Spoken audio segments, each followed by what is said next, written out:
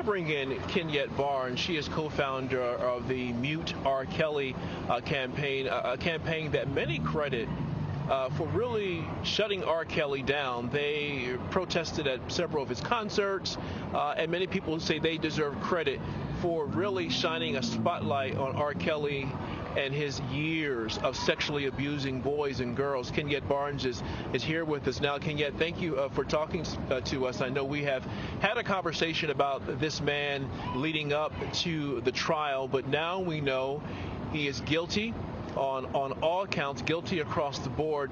You must feel right now in this moment that the work that you and your team put into bringing attention to his despicable behavior, shutting down his concerts, trying to turn fans away, in this moment you must feel pretty good that your work has definitely helped to get this man behind bars. The government got it right this time. As we recall, in 2008, we saw ourselves waiting for a verdict once again, and that did not turn out the way we wanted to.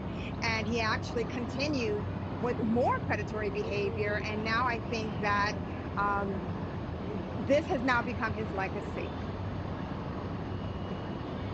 Kenyette, I'm wondering, what do you think this case says about women of color and the ability for their voices to be heard, as well as this, how this speaks to power, and how in this case power and a powerful man did not win?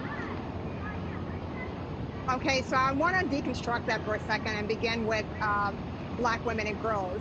We have a problem in the United States with any kind of sexual conviction of Black women and girls. Less than 2% of sexual crimes actually lead into a substantial conviction, and that number is halved when we talk about Black women and girls. So this definitely does bring the sexual victimization of Black women and girls onto a federal stage. As far as power, definitely powerful men have always been protected by the power of patriarchy and toxic masculinity to do the things that R. Kelly has been doing for 30 years. I really want to reiterate that this has been going on for over 3 decades. From Aaliyah. Aaliyah happened in the 90s. So I've been following this and speaking out against this in my professional spaces for over 30 years. So this definitely is a culmination of so many years of activism, so many brave survivors, so many brave journalists, people who have received death threats to have come together for this moment. And it should not have taken 30 years. Kenyette, you make a great point that this has been going on for decades, and that in the music industry, R. Kelly was significant. But I want to ask you, when it comes to holding people accountable, you know, the prosecution said that he was doing this in the open, that it was not something he was trying to hide. How complicit is the industry? Because this was something that was talked about for a very long time, beginning with Aaliyah in the 90s. Yet he continued to produce hit after hit after hit. Yes. Well, I think earlier in your broadcast, his godson made some statements about people were lying and that this was all a bunch of people about nothing. And that is part of the reason why this happened, because Black women who are victims of sexual violence are just not believed. On the surface, they're not believed. There are all of these nefarious things that are assigned to their behavior. And as far as the music industry is complicit because they knew what R. Kelly was doing. It is difficult to find a performer or a producer that worked in the 90s or 2000s who did not know about R. Kelly's behavior. But once again, these were Black girls. No one cared. And that was the problem. Kenyette, I'm wondering, in terms of the work that you are going to continue to do, as we know, R. Kelly faces charges in a couple of other states. What are you doing next in order to continue to mute R. Kelly as you have been doing over these years?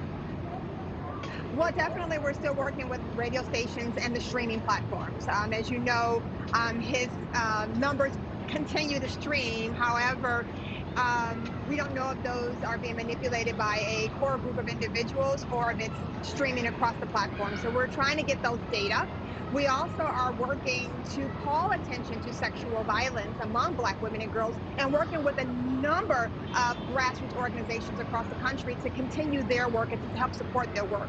Also, me personally, we're going to be doing work around bringing a racial lens to underage human trafficking, because as we learned in this case that, this was a sex trafficking trial in addition to the RICO charges. And when we look at underage domestic minor sex trafficking in the United States, it tends to not have a black face, but not a black focus. So that's definitely some stuff that we're going to be working on. Kenyette, you mentioned that streams of his music during the trial has spiked. We also heard that reportedly R. Kelly was trying to sell his catalog, but he's having trouble doing so for obvious reasons, and rightfully so. But there are still, believe it or not, there are still some radio stations who, on occasion, will play his music.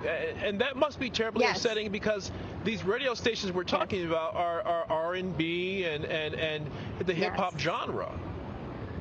Yes. So part of the reason why we're in the place that we're in is because when you have 60% of black women who are survivors of sexual violence before their 18th birthday, we have a sexual violence problem in the black community. And that means that there are a lot of enablers and a lot of predators. So when I hear this music playing, when I hear people speaking up in support of R. Kelly, what I hear is that they're speaking up in support of the status quo that allows the sexual cannibalism that occurs in our communities. So when I hear urban radio stations playing R. Kelly's music, in their mind, it's probably just a way to be contrary. But what I hear is that you are supporting sexual violence. And as we begin to dig deeper into, that industry, we find that R. Kelly was not alone.